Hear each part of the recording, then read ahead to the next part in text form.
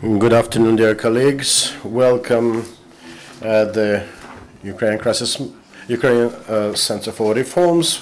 We'll be speaking about the progress of reforms in Ukraine, and this week we'll be speaking a lot about those reforms that should have been carried out, or decisions that should have been made during the last plenary session of the Parliament, but were postponed for a variety of reasons. And today we are going to speak about the reform of the civil service in Ukraine. It is about the draft legislation 2490 on the civil service of Ukraine that should have been considered by the Verkhovna Rada, the cabinet, and many parliamentary factions and expert communities call for the soonest possible adoption of this piece of legislation to start as soon as possible the much needed reform of the civil service at the central and local level, given the importance of the process in the overall scope of reforms and given the decentralization of public government in Ukraine. And I'm glad to present to you today an expert who's been assisting Ukraine for quite a long time in the area of decentralization. Please welcome Mr. Schimanke, who will speak about the basic ideology behind the reform of the civil service in Ukraine, to have another possibility of better understanding the need to approve the legislation on civil service. Please. Ladies and gentlemen, it's my pleasure to be here. Last time I was talking on decentralization in general. I think today we will talk on civil service and civil service reform. My personal background is I've worked for more than 30 years in Germany in different functions, mainly on the state level, but also on the central level. And in my last position, I was responsible for 2,000 staff. It was in East Germany, where we modernized the civil service as you intend to modernize the civil service in Ukraine.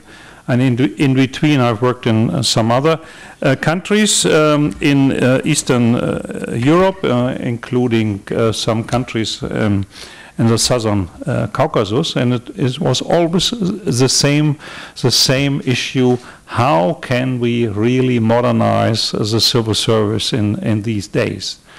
We have principles. We have principles. They were worked out for, let's say, the European community in the 70s and in the 80s. Mainly in the 80s and 90s, not in the 70s, 80s and 90s. These principles were implemented in the new member states, especially Poland. Poland did quite a step forward in modernizing the civil service. And as far as I learned here, in Ukraine now, in these times, you will finally, or the Parliament will finally adopt a law on modern principles of civil service. It is for the state agencies, that means the state civil servants, but in my conversations with the colleagues here in the Ukrainian government, I heard that more or less the same principles will be also implemented, or first decided and then implemented on the communal level. This law, this draft of the law, which I could read, it's really a step forward for Ukraine, because you have all the core issues in this new law, and it is the principle, what we call the career system. The career system means you start somewhere in the civil service and go step by step forwards by promotion, but based on principles of good performance, of good skills, good abilities, good results, and at the end, with a positive judgment about your capacities to go a step higher or forward. This career system is really a very important principle for the structure of the civil service, and that means, of course, you need good instruments. Good instruments. That means proper, fair, transparent processes of recruitment. People can apply, everybody can apply in an open competition, and must have the right skills, scores from maybe school certificates or other documents. That means this recruitment process is one of the main cornerstones for modernizing public administration or the civil service, to get the right people and the best people. Really, to not that some nepotism or some nephew of an uncle, as I learned in the Caucasus, I'm the nephew of uncle and my uncle is a minister. No, that doesn't work. This doesn't work. And when I was recruited in the German administration, they never ask about, are you a member in a political party or not, or are you a member in a union or other association? They were looked for the scores of the university, degree at the university, and of course it was then a conversation on the subjects, but not on relationships somewhere behind. So these recruitment principles are important, and the same principles have to be installed also for the promotion process. And both recruitment and promotion processes and these principles are now written down in this draft law on civil service for Ukraine.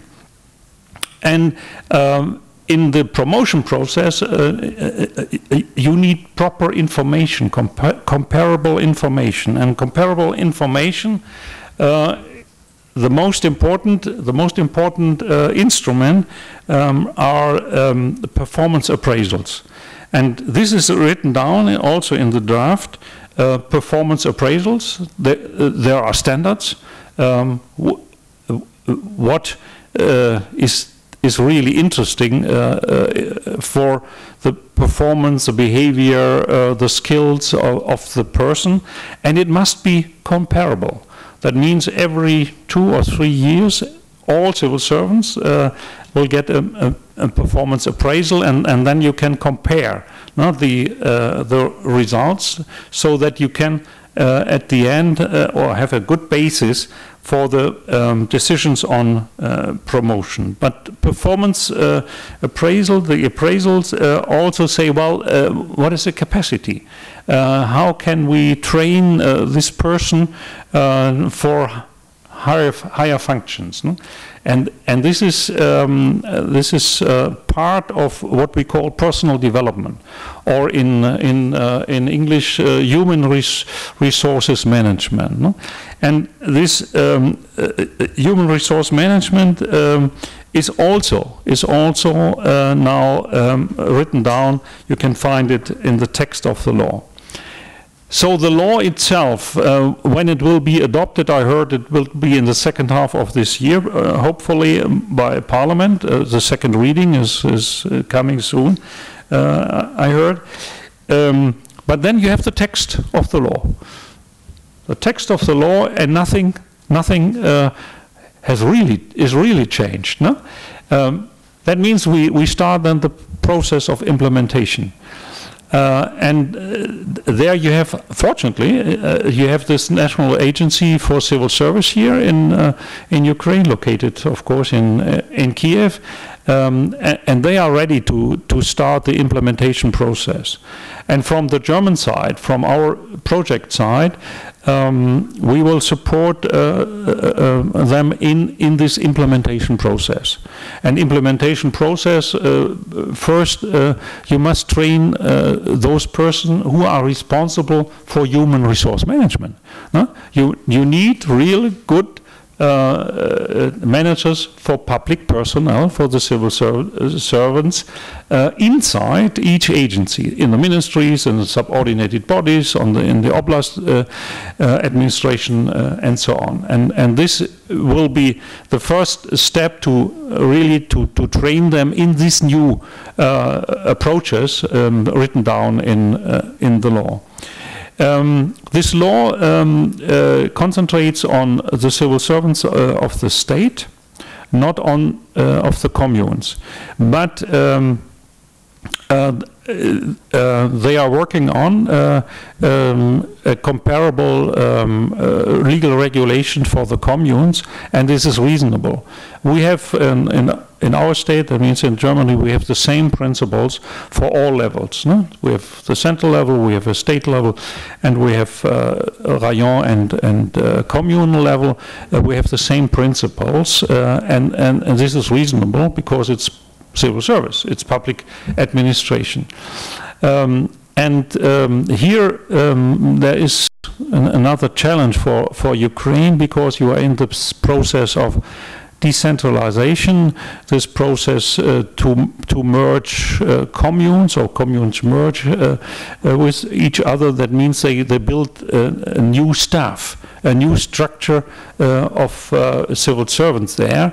And in this process, you will bring in, or Ukraine will bring in modern regulations for the civil servants in general. So you have a double process. No? You have this process of decentralization and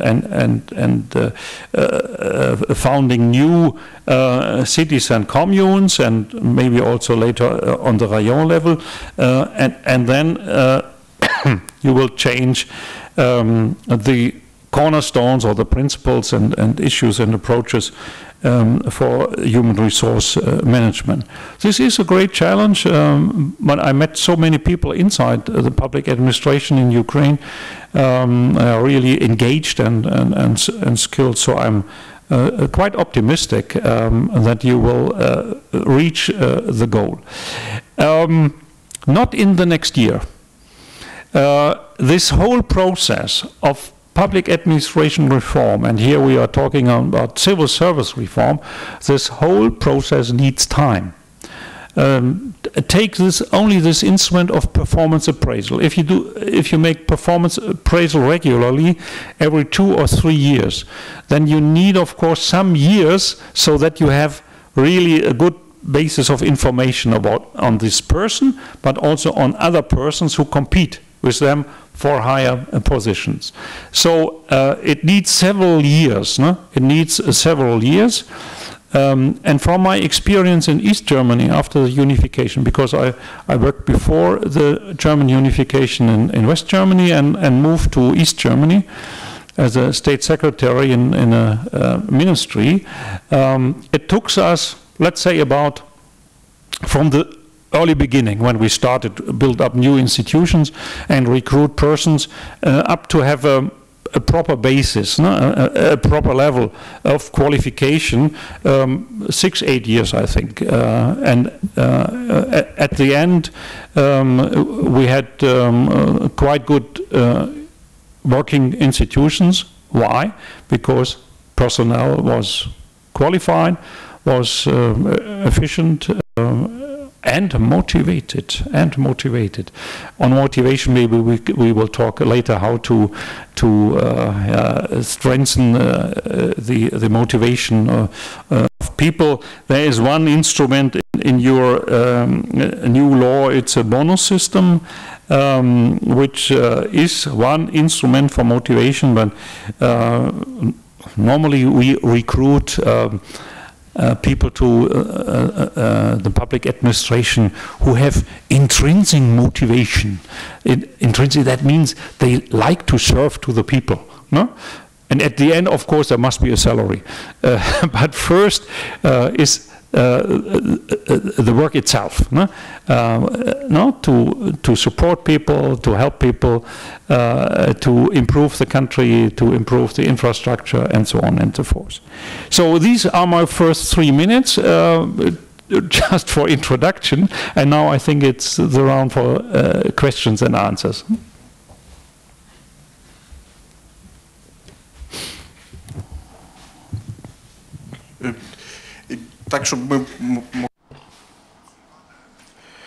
In order to summarize,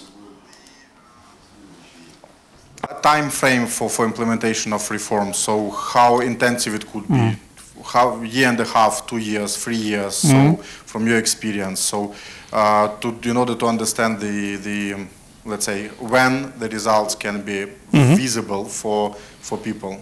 Yeah.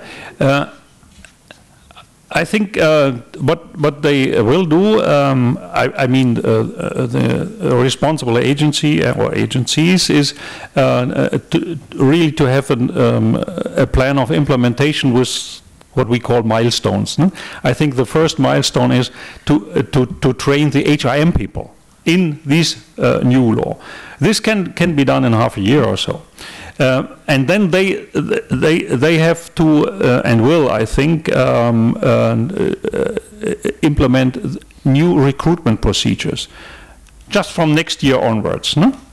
So that you have a fair, competitive process in recruitment. For the career system concerning promotion, it takes some time because you need instruments like performance appraisal. But with performance appraisal, you can also start next year so that the civil servants see, aha, we have a new system, and they must be, of course, informed why and what is the reason behind, so that in 3-4 years there should be a system of performance appraisal for all civil servants, so that you can rely on that. And the bonus system, it's only possible in midterm perspective because you need instruments how to measure the performance, no? And this is not easy. This is not easy. We tried this in several countries in bilateral projects, and Bulgaria was far ahead, but at the end they said, well, we failed because it was too sophisticated. So I think with the bonus system they can start with models quite early, but to spread it all over the country will take several years. So the time perspective is different, no? Between the single parts of the civil service reform. And take into account this decentralization process, the time schedule, how the reform of civil servant generally should correlate with time frame of introduction of decentralization, of new mechanism of relations between central government and local governments. Take into account that the relevant amendments to constitutions are anticipated in autumn this year. So that's, from this perspective, what is your point of view? Yeah, when the change of the constitution will be adopted or is adopted, I think the time frame is September this year, and then they need some let's say some regulations, some laws and bylaws for that, but it's in preparation. So I think they can do it quite soon, till somewhere next year. And at the moment, you have this process of voluntary merging, and the oblast have the task, and they do it. To develop this perspective plans, what they say, you know, what is the structure of the communes in the future. Almost about 20 are through with these plans and concepts. So the implementation will take, of course, some time about this merging, because we are now in the phase of voluntary emerging, and at the end there must be a final solution. It's the same process we did in Germany. First a longer phase of voluntary emerging, and at the end there was a final law that takes 2-3 years, and in this process there is this very complicated issue. If you transfer functions and tasks to the new communes from the oblast to the rayon, from rayon to the communes, or from the oblast directly to the communes, then the staff, the persons, must go with this function, or they recruit new people, and then in this phase, recruiting new people, they should do it under the new principles. That means I would, if I can make a recommendation, I would start with this recruitment, proper recruitment processes on all levels. You can start next year, and then with this performance appraisal, what you need for all other activities. No? So you can start next year, but implementation will take some years until it is spread all over the country and it's really working. Колеги, чи є в когось питання? Якщо ні, то я тоді. So thank you for your introduction. So I will just summarize it. Okay, yes. Thank you. Well, maybe you know what we are doing here. I'm here as what they call senior expert because I'm old, so I'm a senior expert after this many years in public administration in Germany. I started here in 2006 on the basis of an agreement between the Ukrainian government and the German government, and we have an organization, it's called GIZ, German Cooperation, and we started with supporting the reform of public administration at that time. And if you go to this one-stop shop, sometimes you find some footprints from our activities, and later on we had other activities with the academy here and with some communes, and I liked really this Oblast Lugansk and Crimea, where I was working. Unfortunately, it's hard to evaluate what we have done, but times will change. So, thank you. Just as a summary, отже, ми бачимо, що з позиції експертів впровадження реформ на практиці. We see the vision, the experts' vision, that practical implementation of reform does take certain time. And when we speak of possibilities of implementing some real reform steps with the advent of the new budget year, we need to be mindful of the need to endorse certain legal regulations without waiting much for this step to be implemented. And we need to pay special attention to the high demand for this new piece of legislation in civil service, both at the central and local level, and hopefully the Parliament, the Verkhovna Rada, will give nice impetus to proper implementation of this law, parallel to decentralization processes, to see both ramifications work respectively and efficiently. I'd like to thank our expert for this introduction, and we'll be here again tomorrow.